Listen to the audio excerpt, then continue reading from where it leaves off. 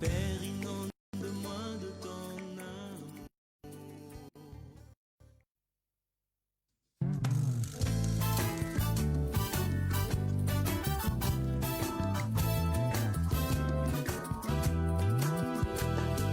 Père, inonde-moi de ton amour.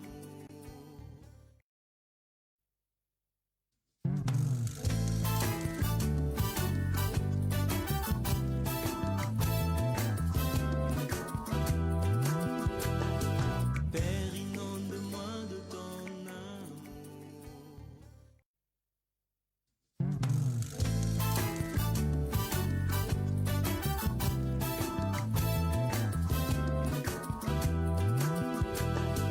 Père, inonde-moi de ton amour.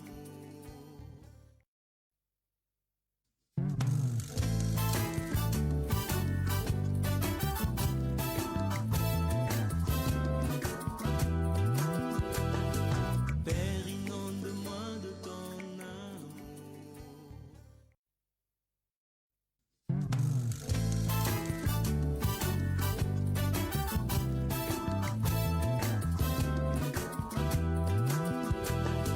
Père,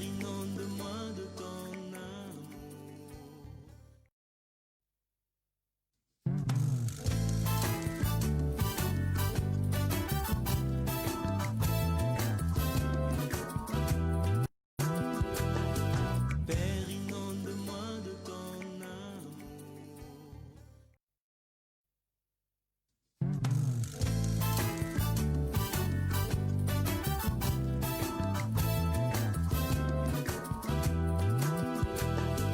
amour.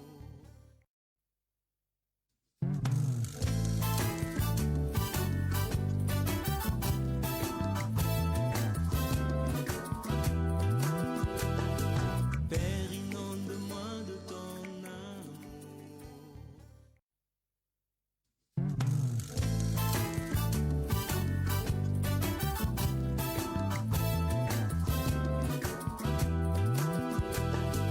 Père, inonde-moi de ton amour.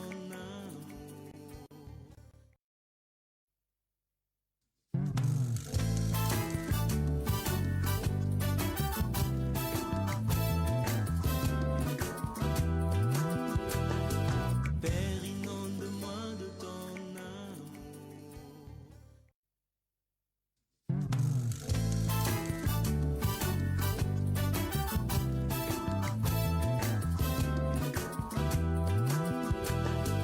Père, inonde-moi de ton amour.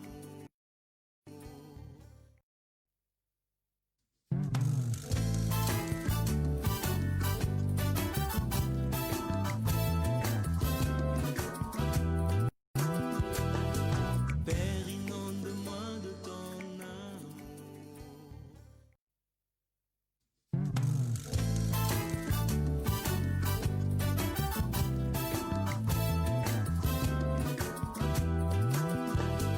Père, inonde-moi de ton amour. Père, inonde-moi de ton amour.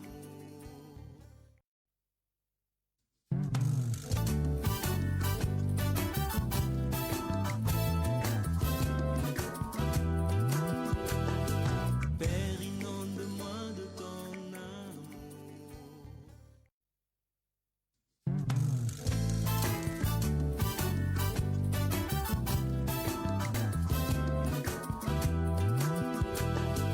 Père,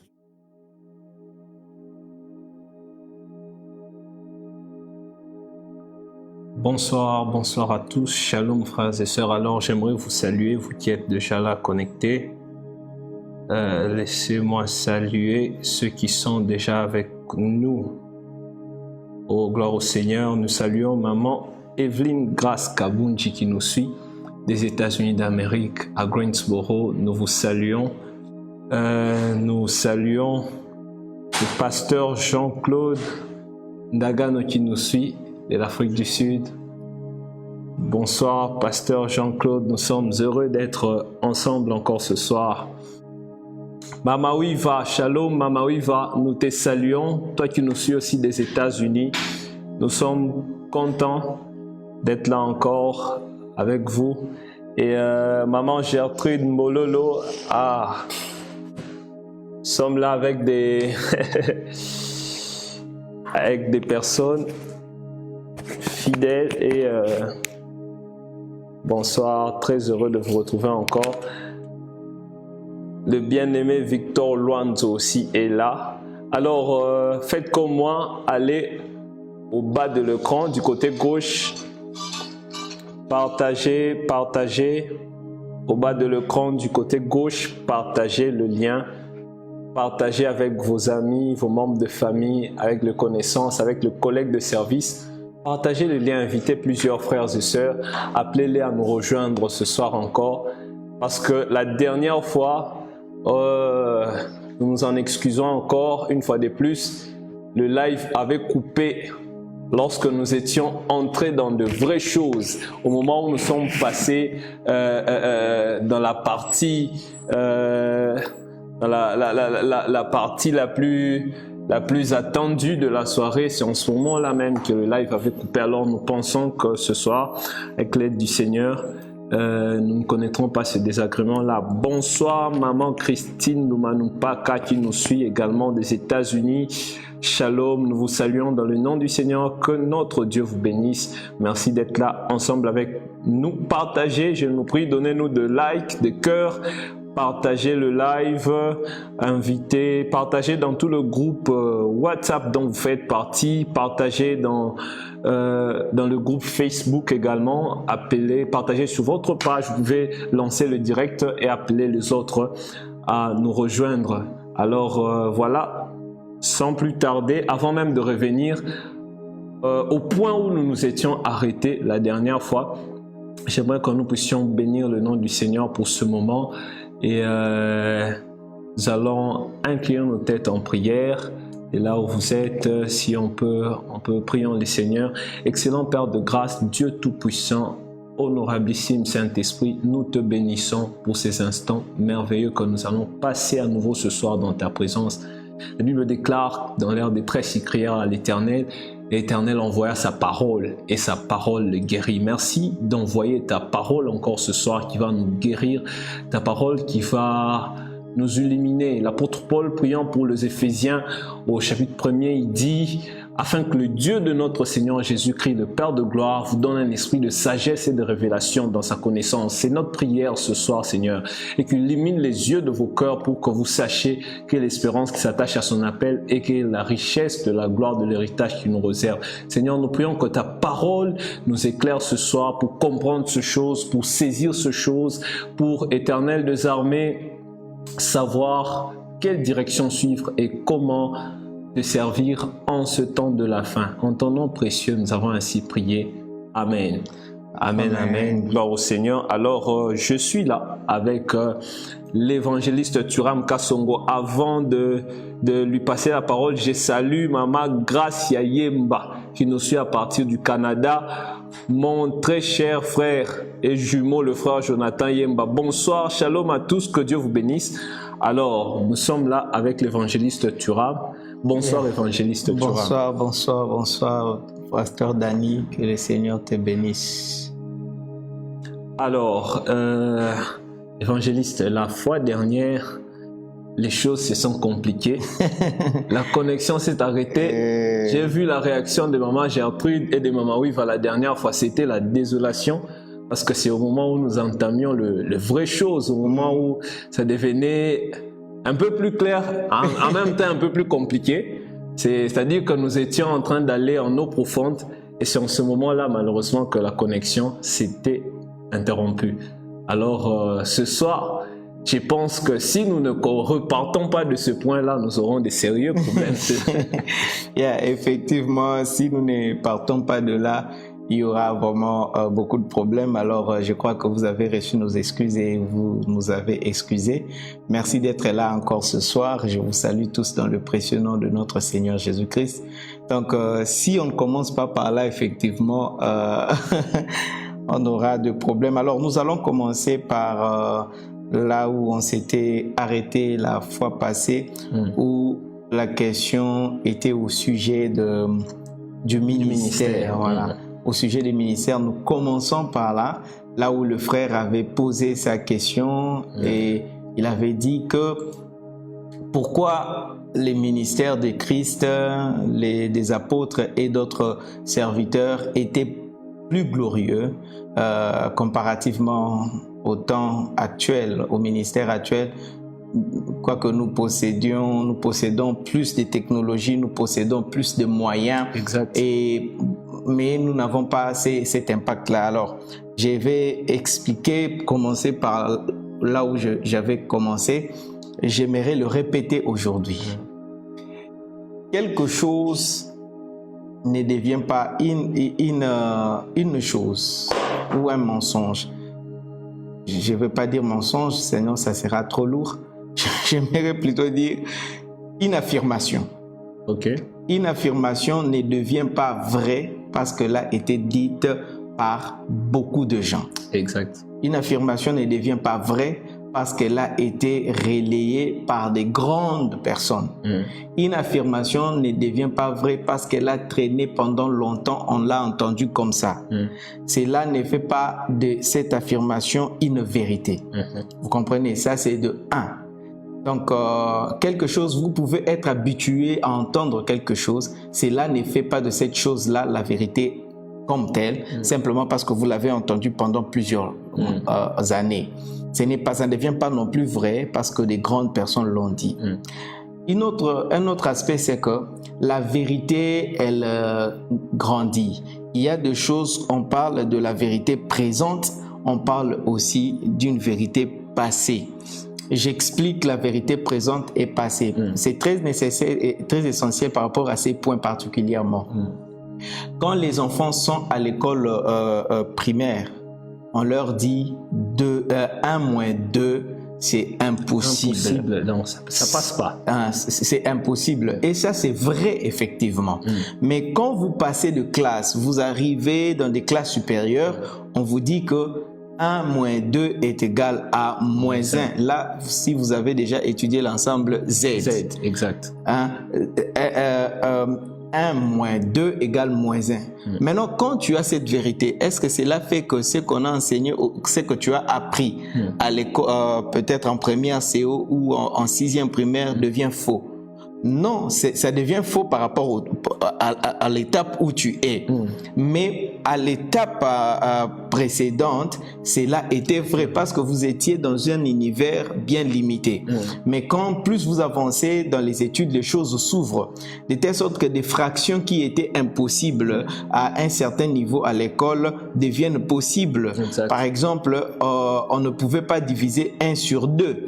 Ouais, ça se divise pas. Comment vous allez diviser 1? Mais quand vous étudiez l'ensemble Q, là, vous commencez... Racine carrée de moins 1, on ne trouvait pas ça, mais ensemble C, on trouve I. Voilà. Et puis dans l'ensemble Q, on commence à trouver 0,5, voilà. comme 1 divisé par 2. Voilà. Donc, c'est un peu ça. Il y a des choses qui étaient vraies, mais c'était pendant un temps à cause des circonstances, je ne sais pas quoi. Mais une chose aussi peut être faux fondamentalement. Depuis le départ. Depuis le départ. Donc, c'est faux. Alors, c'est pas parce que ça a traîné comme ça. J'ai fait toute une année, j'ai étudié de maternelle jusqu'à 6e primaire. Et vous allez me dire que tout ce que j'ai étudié pendant ces années-là, c'était faux. Quand toi, tu me dis que 1 moins 2 égale moins 1. Non. Parce que, évangéliste Thuram, vous allez voir que les fils de Jacob, du patriarche Jacob, lui ont fait croire pendant 13 ans que Joseph, leur frère, était décédé. Et qu'ils avaient même apporté son habit avec du sang. Effectivement. Mais pendant 13 ans, c'est resté faux. C'est resté faux. Ouais, un peu. Voilà. C'est un peu ça. C'est pourquoi je vous parle maintenant du ministère. Alors, première vérité que je veux vous dire par rapport au ministère est celle-ci. Dans les Écritures, dans la Bible, il n'existe pas 5 ministères, mais il en existe 4. Déjà, cette ignorance-là fait que la connaissance de ce que nous appelons ministère, quand elle est déjà biaisée, ceux qui entrent dans les ministères peuvent seulement entrer dans les ministères de manière biaisée. C'est comme ça, déjà c'est une vérité forte. C'est la première raison qui fait l'inefficacité du ministère dans notre temps par rapport au ministère à l'époque des apôtres. Les apôtres connaissaient effectivement c'est quoi le ministère parce qu'ils savaient combien de ministères existaient. Wow. Déjà nous avons commis une erreur en ce qui concerne le nombre de ministères. Il n'y en a pas 5 mais il y en a 4. Quels sont les 4 ministères? C'est ce que Éphésiens 4, 11 est en train de nous citer. La Bible le dit, je l'avais lu la fois passée, aujourd'hui encore on va le lire dans plusieurs versions. Avec le frère Dani, allez-y. Ok, nous allons commencer par la version Louis II, parce que la plupart de ceux qui nous suivent ont Louis II, et c'est la version qui est la plus répandue, je pense. Alors, Éphésiens 4, 11 à 12, la Bible dit « Et il a donné les uns comme apôtres, Oui. les autres comme prophètes, Oui, les autres comme évangélistes, les autres comme pasteurs et docteurs. » Ça, c'est dans Louis II. Nous allons aller maintenant dans français courant, qui est on ne peut plus clair. Français courant, Éphésiens 4, versets 11 à 12. Celui qui a fait de dons particuliers aux hommes. Des uns, il a fait des apôtres. Il précise, des uns, il a fait des apôtres. D'autres de prophètes. D'autres des prophètes. D'autres encore des évangélistes. D'autres des évangélistes. D'autres encore des évangélistes. Et puis de pasteurs ou des enseignants. De pasteurs ou des enseignants. Des enseignants. Vous voyez le ou là, c'est parce que pasteur et enseignant, c'est la même chose. Vous comprenez? En fait, la version grecque des textes originaux parle de pasteurs qui enseignent. Vous comprenez un peu? Les pasteurs qui enseignent. C'est comme ça, quand vous lisez la version Amplified Version comment on dit ça? En anglais, il donne à chaque ministère, il donne une explication. À chaque ministère, il donne une explication. Arrivé au pasteur et docteur, il donne aussi une seule explication pour eux. Déjà dans la phraséologie française, vous allez voir qu'on ne pouvait pas mettre le « et » de conjonction avant pasteur.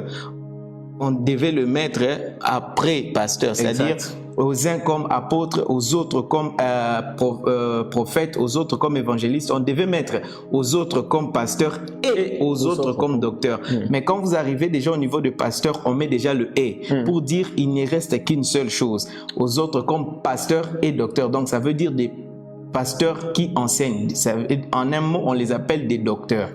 Ça, c'est déjà un élément. Donc, et puis dans la version français courant, on dit des pasteurs ou enseignants. Voilà. Lorsqu'on dit ou, je crois qu'en français, ça ne veut pas dire une fonction de plus. Le ou, c'est comme pour dire la synonyme ou encore pasteur autrement enseignant. Voilà. Donc, il existe 4 ministères. Déjà, ça, c'est la première vérité, vous devez comprendre. Maintenant, je veux un. Maintenant, des 4 ministères en soi, vous devez retenir ceci. Être pasteur, le pasteur, ce n'est pas un ministère.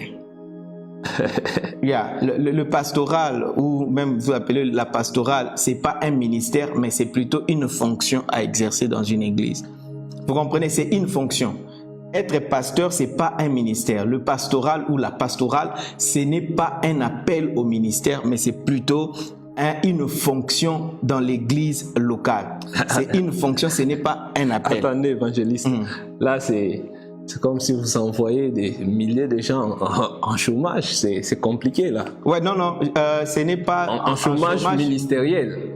Plutôt, je les renvoie à chercher la face de Dieu pour savoir dans quel ministère ils sont appelés. Je vous explique encore, je vous donne quelques détails.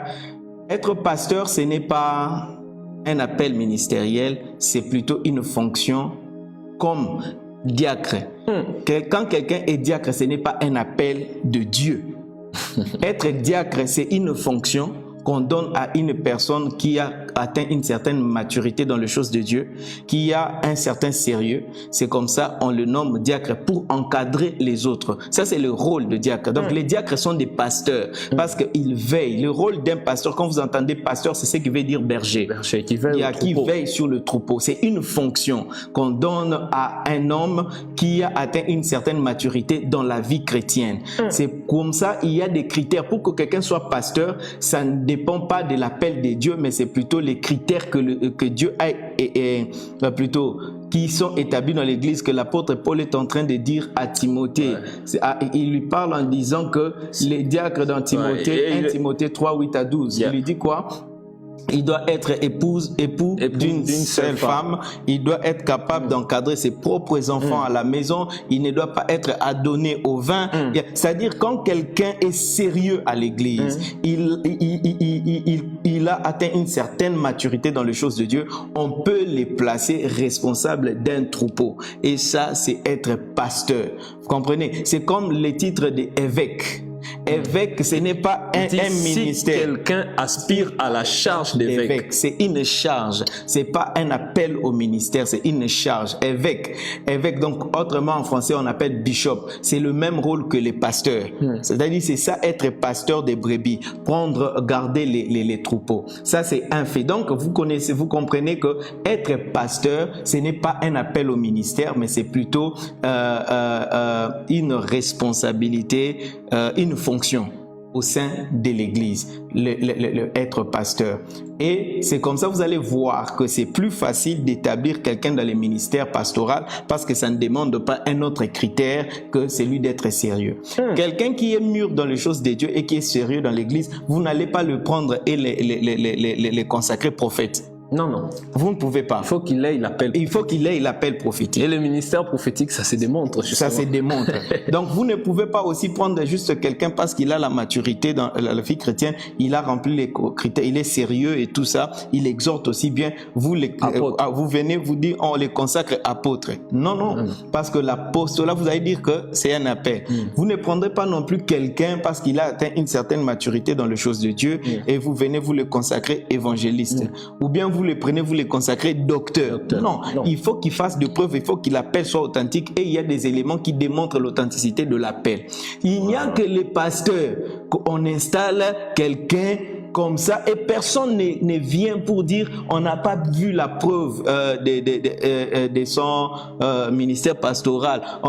Quelle est la preuve de l'appel pastoral? Ça n'existe pas. Quelqu'un est installé dans la fonction de pasteur seulement lorsqu'il est sérieux, il est fidèle à sa femme, il éduque bien ses enfants, il est modèle dans la société. C'est comme ça on lui donne la responsabilité de prendre à charge le troupeau. C'est une fonction, ce n'est pas un appel. Un instant évangéliste, on a un souci avec la connexion. La connexion est vraiment très lente. Oh my God. Maman Gertrude a réagi. Il a dit connexion ligne vérité ou bimate ou comment? Je comprends pas pourquoi la connexion est si lente. On devra en tout cas essayer de... pourtant, les datas sont suffisants. Faites-nous signe si vous êtes là, revenez, repartagez, réinvitez les autres. Aïe. Faites-nous signe si vous ne... il dit quoi là-bas? L'énigme doit être résolue, alors connexion arrêtez de déranger. Aïe. C'est incroyable.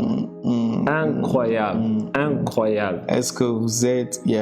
Faites-nous signe, envoyez de likes, faites signe de la main, dites-nous je suis là, dites que vous êtes là. Faites-nous signe. Comme ça on va continuer, nous attendons, voir si vous nous recevez.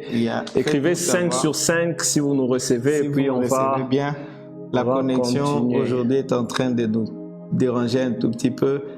Alors faites signe, nous ne voulons pas progresser dans les explications au risque de faire rater aux uns et aux autres cette vérité fondamentale. Alors c'est comme ça, on est un peu en pause. Je ne sais pas qu'est-ce qu'on peut faire pour comment dire,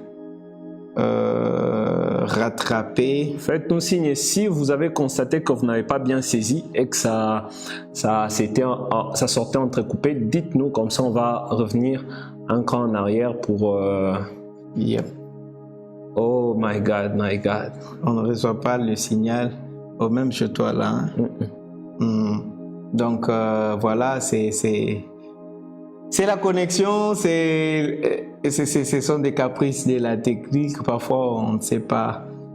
Mais nous croyons qu'avant la fin, on a encore un peu de temps. On va gérer cela. Donc, voyez, c'est important ils sont en train de faire signe. Ok, donc j'étais en train de dire que c'est le ministère pastoral n'existe pas en soi. Voilà, maman Evelyne Grace Kabundi signale que elle nous reçoit, maman Gertrude dit 5 sur 5. Papa Patrick Bassou me dit donnez les cœurs. Bien aimé, donnez les cœurs. Donnez les cœurs pour que donnez-nous les cœurs, donnez-nous des likes. Là, ça nous permet de voir le feedback, donner des cœurs, des likes. Oh, on sait voir que vous êtes là et on progresse dans les explications. Maman va dire c'est bon now. Ok, c'est bon, c'est bon. Je continue. God, donc, j'étais en train de dire que être pasteur, c'est une fonction. C'est une fonction de prendre en charge les troupeaux, de garder les troupeaux et de leur montrer la bonne direction vers le maître. C'est qui le maître? Je veux lire quelques textes bibliques. Du reste, bon, je lis d'abord. 1 Pierre 5, verset 4, la Bible déclare ceci. 1 Pierre 5, verset 4. 1 Pierre 5. Si vous nous recevez, j'aimerais que vous écriviez le texte en commentaire. Ça nous permet de voir que vous êtes en train de suivre convenablement. 1 Pierre 5, 4, j'aimerais voir tout le monde écrire 1 Pierre 5, 4. Je le lis au nom du Seigneur. Et lorsque le souverain pasteur paraîtra, vous obtiendrez la couronne incorruptible de la gloire. Lorsque le souverain pasteur, quand on parle de souverain pasteur, de qui parle-t-on? On est en train de parler de Jésus-Christ, celui le souverain pasteur. Hébreux chapitre 13 verset 20. Hébreux chapitre 13 verset 20. La Bible dit ceci. Que le Dieu de paix qui a ramené d'entre les morts les grands pasteurs des brebis par le sang d'une alliance éternelle, notre Seigneur Jésus-Christ. Le grand pasteur. Et puis il y a 1 Pierre 2, 25. 1 Pierre 2, 25. La Bible déclare ceci. Car vous étiez comme des brebis errantes, mais maintenant vous êtes retournés vers les pasteurs et les gardiens de vos âmes. Donc, les gardiens, le pasteur et les gardiens de vos âmes. Jean chapitre 10, verset 11. Je suis le bon berger. Le bon berger donne sa vie pour ses brebis. Parce que le mot pasteur veut dire berger. Ok. Philippiens 1.1. Philippiens 1.1. La Bible déclare ceci. Paul et Timothée, serviteurs de Jésus-Christ, à tous les saints en Jésus-Christ qui sont à Philippe, aux évêques et aux diacres, c'est-à-dire aux pasteurs et aux évêques et aux diacres, ce sont des pasteurs des brebis parce que c'est eux qui gardent le troupeau. C'est eux qui gardent les troupeaux. C'est eux qui gardent le troupeau. Les évêques et le diacre, ce sont les pasteurs. Maintenant, je vais vous expliquer. Vous allez remarquer que dans toute la Bible, la seule personne qu'on a appelée pasteur, qu'on a donné le titre de pasteur, c'est Jésus-Christ. Il n'y a pas un autre qu'on a appelé pasteur. Parce que justement, il est le pasteur de brebis. C'est lui qui conduit les brebis, qui dirige les brebis. Alors, ce n'est pas un ministère, mais c'est plutôt la fonction qu'il occupe. Et un pasteur, c'est effectivement celui qu'on appelle berger. Vous allez voir déjà la confusion qu'il y a autour de ces mots-là. On peut appeler quelqu'un berger sans qu'il soit pasteur. C'est contradictoire parce que pasteur veut dire berger. Vous allez voir déjà dans l'église, on dit, nous, non, lui, il est berger, lui, il est pasteur. Ce frère-là, c'est un berger. Ce frère-là, c'est un berger. Il n'est pas encore consacré pasteur. Il n'est pas encore consacré pasteur, mais il est berger. Je me demande quelle différence y a-t-il entre berger et pasteur? Parce que pasteur, c'est ça, berger, c'est les mots français. Pasteur veut dire berger. Donc quand déjà vous appelez quelqu'un berger, vous êtes en train de l'appeler pasteur. Ouais, parce qu'effectivement, quand on parle de l'agro-pastoral, même en dehors du contexte ecclésiastique, les pasteurs, c'est celui qui s'occupe du troupeau, Oui. des brebis. Effectivement. L'éleveur, celui qui L'éleveur. fait l'élevage, Oui. c'est lui les pasteurs. C'est lui les pasteurs. Donc déjà, vous voyez comme ce concept-là est mal compris. C'est pourquoi il y a cette confusion-là. On peut appeler quelqu'un berger sans qu'il soit pasteur, alors que berger veut dire pasteur. Déjà une chose. Donc c'est Jésus qui est... Alors si vous parcourez maintenant tout le Nouveau Testament, vous ne verrez personne s'élever et dire... être appelé ministre de Dieu en tant que pasteur. Aucun. Vous allez trouver des gens dans la Bible qu'on appelle apôtres. On peut les identifier. Oui. Vous allez trouver des gens qu'on appelle docteurs. Des docteurs dans la Bible. Vous allez trouver des gens qu'on appelle prophètes. Et vous allez trouver des gens qu'on appelle évangélistes. Il n'y a personne que les apôtres en écrivant ont identifié comme pasteur. Même à Timothée, l'apôtre Paul dit, fais le travail d'un évangéliste. Lisons. Parce qu'il y a les docteurs, acte 13. Il y avait à l'église d'Antioche des prophètes et des docteurs. Oui, oui. Il n'y a pas de pasteurs. Vous comprenez? Et les apôtres sont là, les prophètes sont là, les docteurs sont là. Évangéliste, acte 21, verset 8. Acte 21, verset 8, la Bible dit ceci. Nous partîmes le lendemain et nous arrivâmes à Césarée. Étant entrés dans la maison de Philippe, l'évangéliste. Pas Philippe le pasteur. Philippe l'évangéliste, qui était l'un des 7, nous logeâmes chez lui. Donc on l'appelle évangéliste parce que c'est son ministère. 2 Timothée 4, verset 5, la Bible déclare ceci. 2 Timothée, verset 5, la Bible déclare « Mais toi, sois sobre en toutes choses, supporte les souffrances, fais l'œuvre d'un évangéliste, remplis bien ton ministère. » Parce que son ministère, c'est évangéliste. Timothée n'était pas... mais il était pasteur. Il était pasteur de l'église locale où il était, effectivement. À Éphèse. Mais son ministère, c'est évangéliste. C'est comme ça l'apôtre Paul lui dit, fais bien le travail d'un évangéliste, installe les autres comme pasteurs. Diacre et évêque, installe-le. C'est à eux de prendre en charge, de garder les troupeaux, de leur montrer. Toi maintenant, fais le travail d'un évangéliste. La leçon viendra où je vous expliquerai le travail d'un évangéliste. Parce que l'œuvre d'un évangéliste. Évangéliste, vous savez, ici à Kinshasa ou en République démocratique du Congo, j'ai vu dans plusieurs églises où on nomme, où on consacre le frère évangéliste. Bon, dans leur compréhension, c'est un stage avant de devenir pasteur. Je ne citerai pas le nom, mais je suis allé dans une église de la place, nos frères du Kasaï, et puis j'ai trouvé qu'il y avait des frères qui étaient évangélistes. Et puis, qu'après un certain temps, ils devenaient pasteurs. C'est-à-dire, c'est comme si avant de devenir pasteur, on est d'abord, c'est comme si on est vice-directeur ou encore chef de bureau avant de devenir chef de division. Donc, le pastorat est au-dessus du fait d'être évangéliste. Alors que ce n'est pas le cas. Et je me rappelle même une fois, quelqu'un vous a demandé, ah, vous êtes toujours évangéliste jusqu'à aujourd'hui. Donc c'est comme si évangéliste, c'est... on est diplômé d'État et quand on finit l'université, là on devient pasteur. Alors que c'est l'évangéliste même qui installe les pasteurs. Wow. C'est l'évangéliste, l'apôtre, les docteurs et les prophètes qui installent les pasteurs. Les pasteurs les aident à garder les troupeaux, à montrer la direction. Parce que les pasteurs, leur rôle c'est quoi? Montrer aux brebis là où la verdure est pour qu'ils aillent manger. C'est pas eux qui pourvoient à cette nourriture-là, mais ce sont ceux qui sont appelés au ministère, qui nourrissent les brebis. Les pasteurs, leur rôle, c'est d'orienter maintenant les brebis à la bonne nourriture. C'est comme ça l'apôtre Paul dit à Timothée, écoute, installe des diacres et des pasteurs. Ils doivent donner l'exemple dans la vie de chaque jour. Toi, fais l'œuvre d'un évangéliste. Dans les leçons qui viendront, parce que nous sommes en train de définir des termes, je vous expliquerai c'est quoi l'œuvre d'un apôtre, c'est quoi l'œuvre d'un prophète, c'est quoi l'œuvre d'un évangéliste, c'est quoi l'œuvre d'un docteur. Vous comprenez? Wow. L'œuvre d'un docteur, parce qu'ici l'apôtre dit fais l'œuvre d'un évangéliste. Alors, l'ignorance maintenant de l'œuvre d'un évangéliste, l'ignorance de l'œuvre d'un docteur, l'ignorance de l'œuvre d'un prophète, l'ignorance de l'œuvre d'un apôtre fait en sorte qu'aujourd'hui, nous avons des gens qui sont dans les ministères sans pour autant savoir c'est quoi les ministères. Wow. Et tout celui qui est simplement pasteur sans savoir s'il est apôtre, prophète, évangéliste ou docteur, il n'est pas appelé au ministère, soit il ignore encore son appel.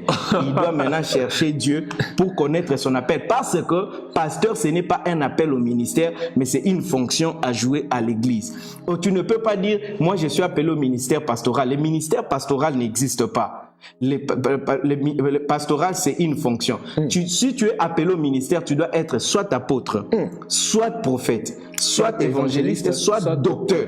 Et tu dois faire la preuve de ces ministères-là. Wow. Vous comprenez? Donc, si tu n'es que pasteur, sache que tu n'es en train de jouer qu'une fonction, de garder les troupeaux, de paître les troupeaux, de les conduire. Et si c'est seulement toi qui prêches dans cette église-là, ces personnes-là ne grandiront pas suffisamment. Pourquoi? Wow. Parce que le ministère a été donné pour le perfectionnement de saints. Et si toi, tu n'es que pasteur, un pasteur qui n'est que pasteur ne peut jamais amener les gens à la perfection. Wow. Vous comprenez? Ce sont les 4 ministères lorsqu'ils opèrent dans l'église que les gens atteignent la perfection. C'est ce qui fait qu'aujourd'hui, beaucoup de chrétiens ne grandissent pas, n'atteignent pas la perfection parce qu'ils sont juste pris en charge par des pasteurs, des gens qui jouent la fonction de garder le troupeau. Ils ne sont pas nourris par les apôtres, par le prophète, par les évangélistes et par les docteurs. Donc, si tu es seulement pasteur, tu n'es pas appelé au ministère. Soit tu ignores encore ton ministère. Et c'est maintenant ta responsabilité d'aller chercher le Seigneur, de savoir si tu es appelé au ministère. Et si tu constates que Dieu te dit que tu n'es pas appelé au ministère, tu continues à être pasteur. Être pasteur veut dire quoi? Garder les troupeaux. Et tu dois maintenant appeler des ministres pour qu'ils viennent nourrir les troupeaux que toi tu conduis. Vous comprenez un peu? Et c'est la raison pour laquelle j'ajoute un élément à la réponse, c'est que Seigneur. quand quelqu'un est, pour vous montrer que être pasteur c'est une fonction, c'est même quand quelqu'un a le ministère apostolique, il est apôtre, quand il dirige une église, il s'installe dans une église, il joue la fonction du pasteur, mais il est apôtre. On l'appelle pasteur de l'église. Quand quelqu'un est prophète, il peut avoir aussi une église, et là, il est apôtre des ministères, prophète, mais il joue la fonction des pasteurs. Quelqu'un qui est évangéliste, il a l'appel au ministère, il est évangéliste, et quand il dirige une église, il joue la fonction de pasteur, c'est-à-dire berger. Et de même pour un docteur, il est là, il dirige l'église. Mais quand pasteur maintenant, quand un pasteur ne dirige pas une église, il est quoi? Parce que être apôtre ne dépend pas de diriger une église. C'est le ministère qui opère dans le corps de Christ. Être un prophète, ça n'est pas lié à une église locale, c'est le corps de Christ. Même pour évangéliste et docteur. Mais pasteur, on est pasteur que lorsqu'on dirige un troupeau. Mais évangéliste, comme je le disais il y a quelques minutes, vous renvoyez les pasteurs assistants au chômage ministériel. Non, pas seulement les pasteurs assistants, parce que quelqu'un peut être un pasteur assistant, mais il a l'appel, il connaît son appel. Mais là, il joue le pasteur assistant parce qu'il aide son pasteur principal à prendre en charge les brebis. Mais il fonctionne dans son ministère qui peut être évangéliste, apôtre, prophète ou docteur. Mais il est pasteur assistant. Mais je parle plutôt de tout celui qui est seulement pasteur. Il n'est pas apôtre, il n'est pas prophète, il n'est pas évangéliste. Quand vous lui demandez quel est ton appel, il répond pasteur. Non, il n'a pas de ministère, il joue seulement une fonction. Donc il doit chercher. Ceci n'est pas pour minimiser qui que ce soit, mais c'est plutôt pour amener l'œuvre de Dieu à être fait comme il se doit. Si tu n'es que pasteur, on t'a peut-être établi comme pasteur parce que tu craignais le Seigneur, tu es un modèle et tu as la capacité de conduire les gens, d'exhorter les gens, d'édifier les gens. Tu ne sais pas encore si tu es apôtre, évangéliste, prophète ou docteur. C'est que cette vérité t'amène à rentrer dans la face du Seigneur. Dieu peut te révéler ton ministère, Dieu peut te révéler ton appel. Mais si tu ne sais rien à propos de tout ça, tu n'as pas un ministère. Tu joues juste une fonction dans l'église. Évangéliste, il y a une réaction ici. Je crois que ça vaut la peine qu'on la prenne. Et c'est bien aimé Mehdi Loupini qui demande et dit question, mais on dit que ministère égale service. Or, si un pasteur est un berger, l'effet de paître les brebis, n'est-ce pas un service? Celui qui fait le protocole fait aussi un service. Est-ce qu'il a les ministères de protocolaire? Il est appelé au... C'est lui qui chante. C'est lui qui chante. Il fait aussi un service. C'est lui qui nettoie les toilettes. Celui qui nettoie les toilettes, il fait aussi, il rend un service. Alors si tu vas les définir dans ce sens-là, c'est que tout le monde a un ministère. Vous comprenez un peu? Mais restons maintenant dans le concept biblique. Vous voyez? Dans le concept biblique. Ici, nous ne parlons pas seulement dans les définitions de mots. Ouais. Qu'on peut définir dans une langue, mais on parle, c'est pourquoi l'intitulé de notre programme ici c'est redéfinir, c'est plutôt rentrer dans la compréhension biblique. Donc si tu veux qu'on dise ministère égale service, donc tout celui qui fait un service est appelé au ministère. Par contre, on voit dans la Bible, dans Actes, lorsque les apôtres ont vu qu'à part le ministère, ils étaient surchargés par d'autres services qui d'ailleurs étaient communautaires. Ils ont demandé qu'on choisisse des gens pour qu'on puisse leur donner cette charge-là de service, de sorte qu'eux, ils se concentrent aux charges qui leur incombaient le ministère apostolique qu'ils avaient. C'est-à-dire la prière et la parole. Oh my God, j'aimerais ouvrir cette vérité pour vous. Sachez ceci, quelqu'un qui est appelé au ministère, il n'aura pas suffisamment de temps à consacrer aux gens, à être là pour tous les services qu'il y a à l'église. Quelqu'un qui est véritablement appelé au ministère, c'est pourquoi il doit installer des pasteurs. Des pasteurs, parce que celui qui est appelé au ministère, les gens peuvent même manquer le temps de les voir vivre. Parce qu'il est tout le temps dans la prière et dans la parole. Les voir, c'est peut-être difficile. Or, quelqu'un doit être là pour montrer l'exemple de la vie quotidienne aux autres. C'est la raison pour laquelle on installe des pasteurs. C'est pourquoi on les appelle les bergers. Wow. C'est pourquoi quand l'apôtre Paul parle à Timothée, il donne les critères de la vie sociale. Parce que celui qui est appelé au ministère, c'est difficile même qu'il ait une vie sociale. Wow. Sa vie sociale est sacrifiée à Dieu. Oh mon Dieu, oh mon Vous comprenez? C'est lui qui est appelé au ministère, sa vie à lui-même, sa vie sociale est sacrifiée. C'est un sacrifice. On voit l'évangéliste Thuram, un exemple vivant, il est en voyage à tout moment. On voit les prophètes que nous connaissons ici. Comment est-ce que les gens se plaignent? Les prophètes sont inaccessibles. Même le prophète Bob avec qui nous travaillons ici à la Mécran, il est inaccessible, injoignable et tout ça. Quand on est au ministère, on n'a pas de vie sociale comme telle. Depuis que je suis revenu de l'Afrique du Sud, je suis ici. Combien de fois tu m'as vu sortir et rentrer? Je suis tout le temps dans mon bureau en train de travailler. Soit je prie, soit je médite la parole, soit j'enseigne. La vie sociale où les amis, rester là avec les amis, boire, aller me promener à gauche, à droite, ça n'existe pas. Quand quelqu'un est appelé au ministère, il a sacrifié, sa vie sociale est sacrifiée. C'est comme ça l'apôtre Paul dit, est-ce que nous n'avons pas aussi le droit de faire ceci ou cela? Vous comprenez? Et il y a des dimensions et il y a des niveaux. Vous voyez un peu? Et celui qui est appelé au ministère, vous le verrez par la pertinence. Nous allons parler de ça. Il y a encore toujours, nous constatons que c'est très intéressant ce soir. Les commentaires sont en train de couler. Oh my God. Il y a maman Gertrude Mbololo qui demande, docteur, aujourd'hui c'est après avoir suivi le cours en théologie que tu deviens docteur. Mais les docteurs de ministère cités ici, comment le découvrir ou le devenir? Ok, bon, bien que la question est venue, c'est une leçon, nous viendrons. Je parlerai dans les jours à venir, je prendrai le temps de décrire chaque ministère, le fonctionnement, l'œuvre de chaque ministère, comme l'apôtre Paul a dit à Timothée, fais l'œuvre d'un évangéliste. Je vais expliquer l'œuvre d'un docteur, je vais expliquer comment quelqu'un devient docteur. Déjà, je peux te répondre, maman Gertrude, qu'on ne devient pas docteur dans l'œuvre de Dieu. Parce qu'on a suivi une formation, mais on devient docteur scientifique. Quand on a été à l'école, c'est-à-dire quelqu'un peut être docteur en droit, docteur en médecine, docteur en électricité, docteur en maths, quelqu'un peut être aussi docteur en théologie.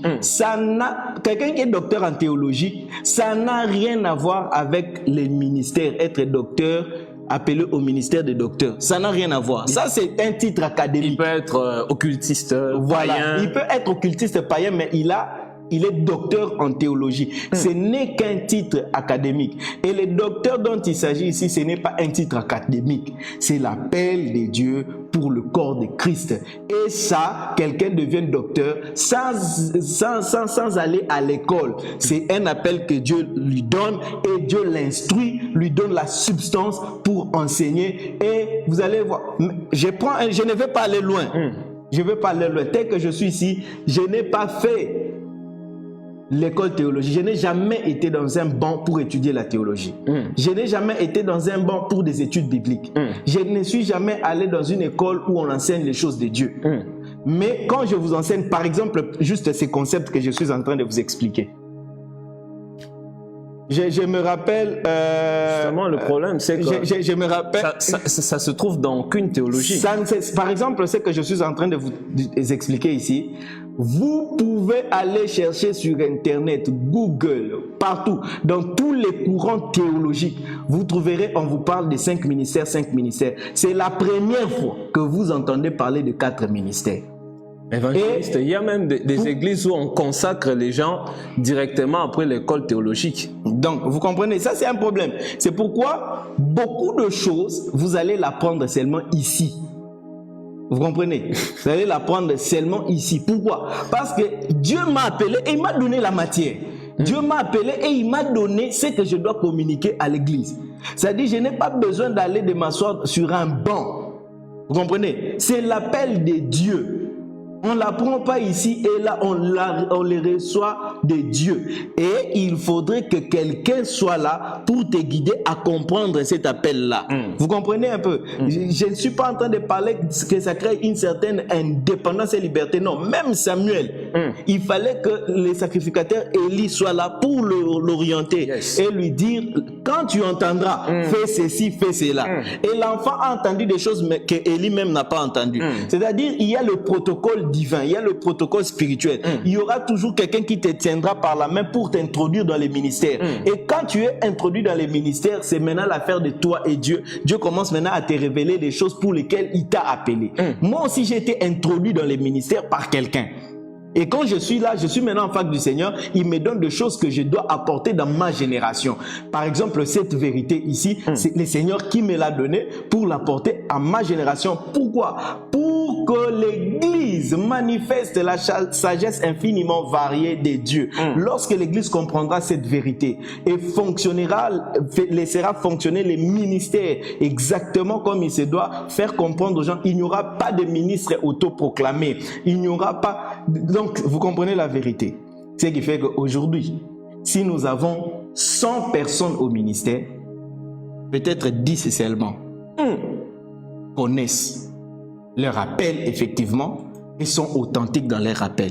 Les 90 là, ce sont des gens qui ont craint le Seigneur simplement, qui ont eu une certaine maturité spirituelle, une certaine compréhension de la parole de Dieu et ils se sont dit, ok, je peux maintenant servir. D'autres ont vu seulement la manifestation d'un don.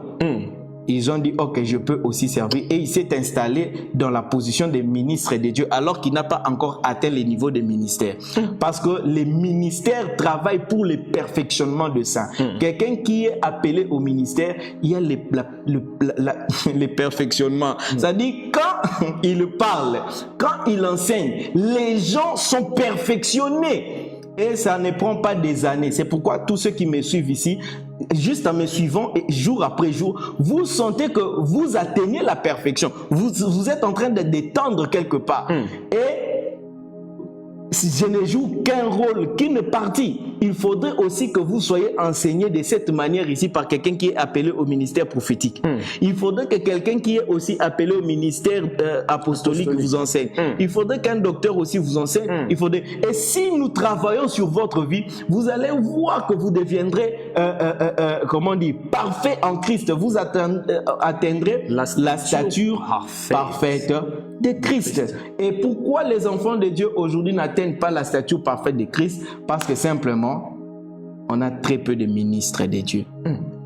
La plupart sont simplement des personnes qui ont craint le Seigneur et qui sont devenus des modèles de vie chrétienne. On les a installés dans les ministères alors qu'ils n'ont pas d'appel au ministère. Évangéliste, que dire alors de ce passage? Tout à l'heure, vous avez parlé de ceux qui s'autoproclament également ministres. Il y a Jésus qui, dans Matthieu 19, 12, dit « Car il y a des eunuques qui les sont dès le ventre de leur mère. Il y en a qui le sont devenus par les hommes. Et il y en a qui se sont rendus tels eux-mêmes à cause du royaume des cieux, que celui qui peut comprendre, comprenne. » Voilà, donc c'est pas tout le monde derrière qui comprend. Justement. donc, écoutez-moi. Que tu sois appelé dès les seins maternels, que tu sois appelé au ministère par un homme, que tu sois appelé au ministère par toi-même, le problème est que tu sois effectivement un ministre. Que tu atteignes ces niveaux-là. Pas le moyen, c'est comme ça que je dis, il y a un protocole. Avec les séances, je veux vous expliquer comment on est appelé au ministère, comment reconnaître les ministères, comment opère chaque ministère. Donc, quelqu'un qui a un modèle de vie, Mamawi va, même toi qui me suis, tu peux être pasteur. Parce que tu as un bon témoignage. Tu crains le Seigneur, tu comprends les Écritures. Déjà, les choses que je t'enseigne ici, ça t'ouvre l'intelligence. Tu peux être pasteur. Un musicien qui a une bonne vie, qui est un modèle pour les autres et qui a une certaine maturité chrétienne, on peut l'installer pasteur. Et n'importe qui, vous tous qui me suivez ici, quand vous atteignez une certaine maturité, parce que être pasteur, ce n'est pas un ministère, ce n'est pas un appel ministériel, mais c'est plutôt une fonction que l'on confie à quelqu'un qui est un modèle de la vie chrétienne et qui a atteint une certaine maturité et qui est capable de discerner ça c'est de Dieu, ça ce n'est pas de Dieu, et qui peut orienter les autres à suivre le même modèle. Ces choses sont incroyables. Je vois ici, les réactions sont terribles. Il y a Papa Patrick Bassoumé qui a écrit « Des pasteurs, 90%. » Donc aujourd'hui, nous sommes dans un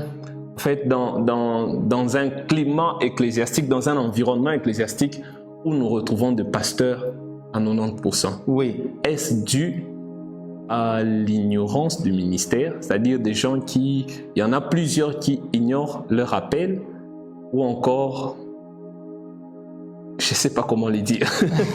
Ok. Déjà dès le départ, quand les fondements ne sont pas bons, le reste ne peut pas être bon. Ouais, c'est ce qui conduit même certains pasteurs à installer leurs enfants dans les ministères sans pour autant que la personne soit réellement appelée de Dieu. Wow. Alors qu'ils ont la possibilité d'amener ces enfants-là à l'appel de Dieu et à atteindre ces niveaux-là pour les installer. Vous voyez un peu? Et les 90% que nous avons aujourd'hui, pourquoi on a plus de pasteurs que les autres ministères? Parce que justement, être pasteur n'exige rien. N'exige rien, aucune preuve, seulement soit un modèle dans la société par rapport à la vie chrétienne. Tu vois un peu, quand tu marches bien, tu es sobre, tu es un peu intelligent. Tu sais parler, devant les gens. Tu peux prendre un texte, faire une bonne dissertation. On t'installe parce que c'est comme ça, on a plus de pasteurs parce que c'est juste une fonction. Vous voyez un peu? C'est comme ça, de la même manière, on a beaucoup de musiciens. Il suffit d'avoir un peu de courage et de talent. Beaucoup de protocoles. Voilà. Donc, on a beaucoup de protocoles parce que tout ça, ce sont des fonctions. Ça ne demande pas un appel qui doit être authentifié avec certaines preuves. Certaines preuves, allais-je dire. Vous voyez? C'est comme ça, 90% de ceux qui sont aujourd'hui ministres de Dieu, ce sont des pasteurs en soi, ce ne sont pas des ministres. Parce que ça, ce n'est pas un ministère, c'est plutôt une fonction. Donc, vous comprenez, et c'est ce qui conduit que la majorité aussi de chrétiens n'atteignent pas la perfection, la stature parfaite de Christ, parce qu'ils sont juste pris en charge par des personnes qui ne sont pas appelés au ministère. Et je crois que parmi ces 90% des pasteurs, il y en a ceux-là qui ont des appels, mais qui ignorent cet appel-là. Et quand tu ignores effectivement l'appel que tu as, tu ne peux pas fonctionner complètement dans cet appel-là. Oui. Et cet enseignement, c'est un appel pour eux, pour aller maintenant comprendre leur appel et faire sortir cet appel-là, fonctionner maintenant dans leur appel et laisser les autres jouer le rôle des pasteurs. Waouh! Parce que nous constatons dans notre environnement, ou peut-être ailleurs aussi, que dans des églises locales, il y a un pasteur qui est là, alors il s'est dit, bon, pour créer un peu d'équilibre, je vais consacrer un prophète, consacrer un évangéliste, consacrer un apôtre et l'envoyer en mission, et lui il est pasteur. Bon voilà, c'est là où se situe la difficulté.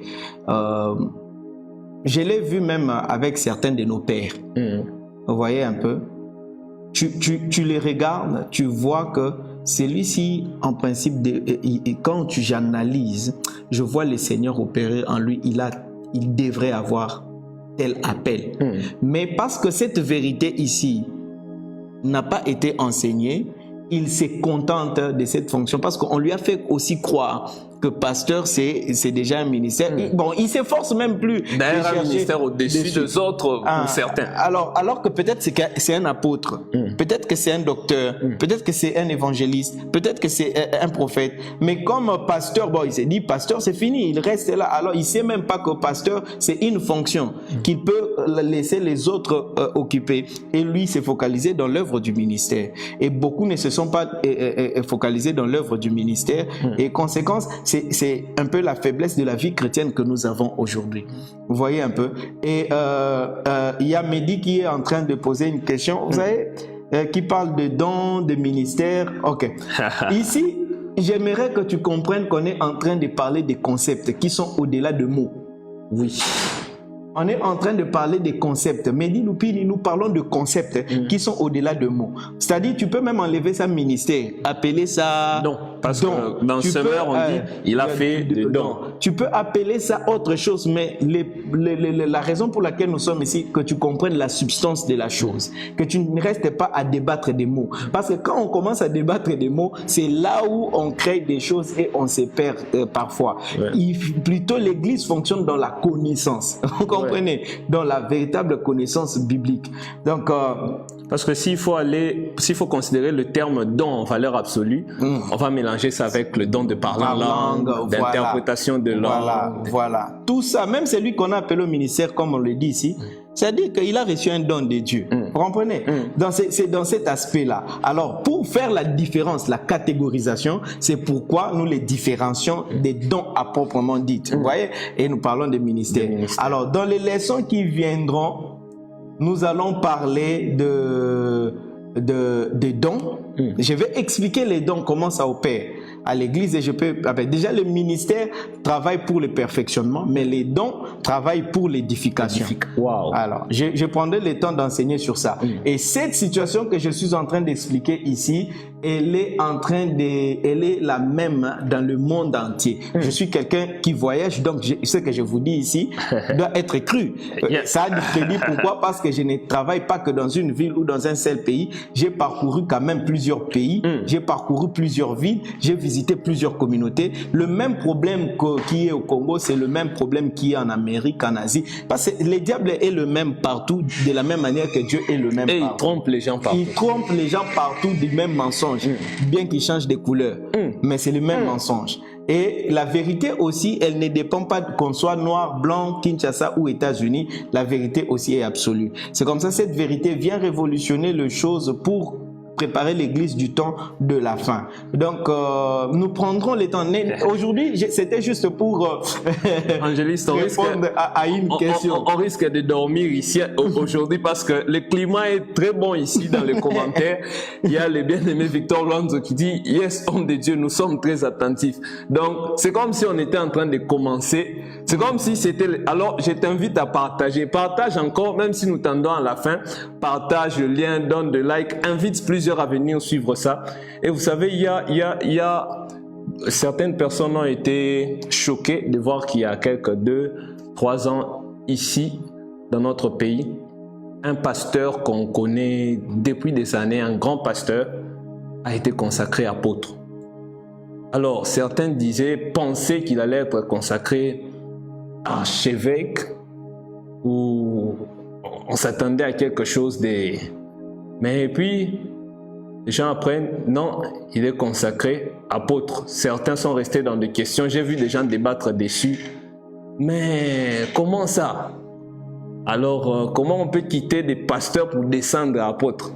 Alors, ce soir, je pense que nous sommes en train d'être éclairés. En tout cas, les yeux de nos cœurs reçoivent la lumière de la parole du Seigneur et nous sommes très bénis par toutes ces choses. Alors, évangéliste Thuram, je ne sais pas si nous allons rester là et sur cette note clore ce soir ou encore on doit prendre une question, la question suivante.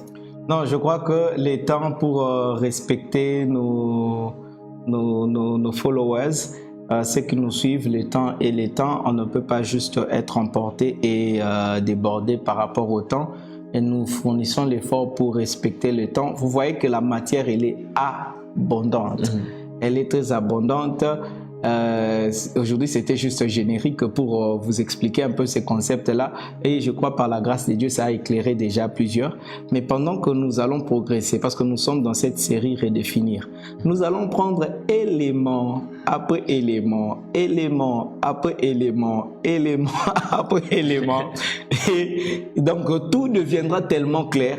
Et vous qui me suivez, vous allez manifester Dieu là où vous êtes. Alléluia. Les gens vont voir Dieu par votre vie et vous servirez Dieu de manière efficace comme moi je l'ai fait, de manière effective. Vous serez effectivement une bénédiction pour le corps de Christ. Ceux-là qui sont appelés par Dieu au ministère, ils vont manifester cela. Je crois que cette question de maman Christine est très pertinente. Et elle dit, est-ce que quelqu'un peut être docteur ou évangéliste et après implantation de plusieurs églises, devenir apôtre? Parce que je crois que certains avaient également cette question-là de la combinaison de ministères ou encore de la découverte d'un autre appel après avoir exercé un autre. Je sais pas. Ouais, j'en parlerai, mais je vais juste essayer de juste répondre à ça.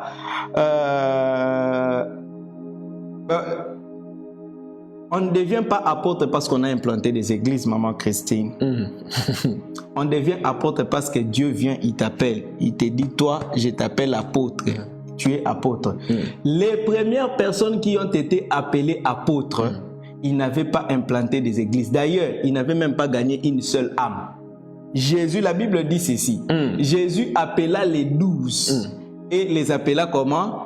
Apôtres. C'est-à-dire, les 12 là sont devenus apôtres. C'est l'appel, les jours où le Seigneur vient t'appeler. Tu n'as pas besoin d'avoir gagné une âme, tu n'as pas besoin d'avoir implanté une église. C'est un appel qu'on te donne et qui ensuite, maintenant, tu feras l'œuvre d'un apôtre. J'expliquerai c'est quoi l'œuvre d'un apôtre. Dans les leçons qui viennent, j'expliquerai c'est quoi l'œuvre d'un prophète ou l'œuvre d'un évangéliste. Mais on ne devient pas apôtre parce qu'on a implanté des églises. On ne devient pas prophète parce qu'on a donné des prophéties. On ne devient pas évangéliste parce qu'on a fait des croisades, on a gagné des âmes. On ne devient pas docteur parce qu'on a tellement enseigné. Non, on devient docteur parce que Dieu est venu vers toi et il t'a appelé. Toi, tu es docteur. Toi, tu es prophète. Toi, tu es apôtre. Dès ce moment-là, tu es apôtre. Dès ce moment-là, tu es prophète. Dès ce moment-là, tu es évangéliste. Dès ce moment-là, tu es docteur. Et c'est maintenant, par la suite, que tu vas manifester l'œuvre de l'appel que tu as reçu du Seigneur. Donc, c'est une confusion qui est entrée dans la mauvaise définition, de telle sorte qu'aujourd'hui, on appelle quelqu'un apôtre seulement après avoir travaillé plusieurs années. On lui donne, c'est comme un titre, alors que ce n'est pas apôtre, ce n'est pas un titre, ce n'est pas non plus une fonction, mais c'est plutôt un appel de Dieu. Voilà. Et évangéliste, je vois, il y a d'ailleurs le bien-aimé Mehdi Loupini qui a souligné ma question, la combinaison de ministères. Oui, la combinaison d'appels. La Bible dit ceci. Il a donné aux uns, aux autres. Qui donne? Dieu. Ok. Comment il les donne? Par le Saint-Esprit, d'accord? Yeah. C'est lui qui, moi, j'ai reçu le Saint-Esprit. Le même Saint-Esprit qui donne à quelqu'un d'être apôtre, il est aussi en moi, bien que je suis évangéliste. Le même Saint-Esprit qui donne d'être prophète, il est aussi en moi. C'est-à-dire, maintenant, il peut constater les besoins qu'il y a dans la communauté. Et moi, je suis disponible. Il m'a déjà appelé au ministère évangélique. Mais il y a un vide. Les gens doivent recevoir les enseignements d'un docteur. Les gens doivent recevoir les enseignements d'un prophète. Les gens doivent recevoir les enseignements d'un apôtre. Mais il n'y a pas quelqu'un disponible pour manifester cela. Et moi, je suis le seul. Bien que j'ai déjà reçu le ministère évangélique, le Saint-Esprit va aussi me donner ça. Donc, ce n'est pas limité. Une seule personne peut recevoir du même Saint-Esprit, de ce même Dieu, de fonctionner en tant qu'apôtre, de manifester l'apostolique, le prophétique, l'évangélique. Ce n'est pas pour lui, mais c'est plutôt pour répondre aux besoins de la communauté. Parce que ce n'est que lorsque ces ministères fonctionnent dans une église que les chrétiens atteindront la perfection. Wow, Voilà. wow. C'est comme ça que le Seigneur a donné à l'un un talent, à l'autre 5, à l'autre 10, voilà. selon son bon vouloir. Voilà, c'est Dieu qui donne. Oh, glory C'est to Dieu qui God. donne. C'est chaud. Vous voyez comment est-ce qu'on est éclairé? C'est Dieu Donc, qui donne. que le Seigneur soit béni. J'ai vu prophète Élie Patient nous a rejoint également. Nous vous saluons, prophète. Prophète, nous saluons dans le nom de Nous Jésus. saluons Henri Vasbos qui est venu aussi par après. Patrick Ndala, nous te saluons aussi qui nous suit. Gloire au Seigneur. Alors, évangéliste, nous restons à notre soif, en tout cas ce soir. Mais le temps nous fait défaut. Le temps est tellement précieux que nous sommes arrivés à la fin. Je crois que vous qui nous suivez, qui avez encore des questions, parce que nous imaginons qu'il y a certains qui en ce moment se sentent un peu troublés, il y a certains qui en ce moment regardent à l'enseignement, à la vérité qui est apportée et au contexte dans lequel ils se trouvent, dans leur peut-être assemblée locale ou dans leur environnement. Alors si vous avez des questions, faites-nous parvenir des questions, inbox toujours sur la page de l'évangéliste Thuram, ou même ceux qui suivent par ma page, écrivez-nous, faites parvenir, que ce soit sur WhatsApp pour ceux qui ont le numéro de l'évangéliste ou comme sur Facebook, parce qu'il faut que les peuples de Dieu soient éclairés. Il faut que les choses cachées soient élucidées. Et nous bénissons Dieu pour cela. La Bible dit que la gloire de Dieu, c'est de cacher les choses. Et la gloire de roi, c'est d'en déceler. Et nous sommes vraiment en train d'être bénis tout ce temps-ci depuis... Et est-ce que quelqu'un réalise avec moi que ça valait la peine d'aller en confinement? Parce que là, c'est parmi les merveilles du confinement. Et aujourd'hui, nous avons été à 19 à un moment donné. Alors, nous vous demandons, quand nous reviendrons demain, partagez le lien, allez informer ceux qui ont manqué ces choses, dites-leur, il y a des vraies choses qui sont dites là-bas tous les soirs, et là-bas vous pouvez poser des questions. Et donc, nous retrouvons demain, soyons à 25, pourquoi pas à 30 demain, et voilà. Ok, merci de nous suivre, merci d'avoir été là. Nous vous disons au revoir pour aujourd'hui. J'aimerais prier. Seigneur notre Dieu, notre Père, ce n'est ni par la force ni par la puissance, mais c'est par le Saint-Esprit. C'est toi qui nous as appelés, qui nous as oints pour faire ces choses. Éternel, dans toutes ces choses, que tout l'honneur, la gloire ne reviennent à aucun homme. Amen. Pas à moi, non, pas à moi, mais à ton nom, Seigneur, donne gloire. Yes. Que toute la gloire, l'honneur ne revienne qu'à toi seul. Ouvre le moyen au travers de ces choses de bâtir la vie de quelqu'un et d'amener à la perfection. Donne-nous la bonne santé, donne-nous la force, les moyens nécessaires pour poursuivre ces programmes et aller jusqu'au bout. Et que ton Église manifeste en ces temps-ci la sagesse infiniment variée de Dieu. Merci de le faire. Je bénis la semaine de tout un chacun. Seigneur, fais-nous voir ta gloire. Ainsi nous avons prié. Au nom de Jésus. Amen. Amen. Nous vous disons au revoir. Portez-vous bien.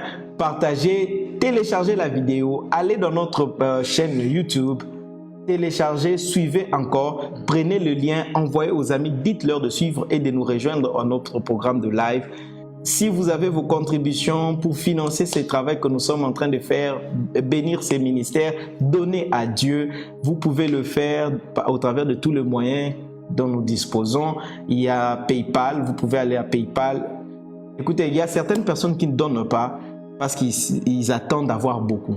Regarde, tu peux donner $1, $2, $3, $5, $10. Peut-être tu te disais les transferts sont difficiles. Non, il y a des moyens qui permettent de faire des transferts de petits montants.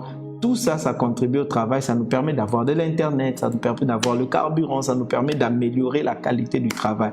Donc, s'aimer dans ce travail et le Seigneur ne manquera pas aussi de vous bénir. Parce que j'en parle, parce que la Bible en parle, hein, dans Galates 6:6.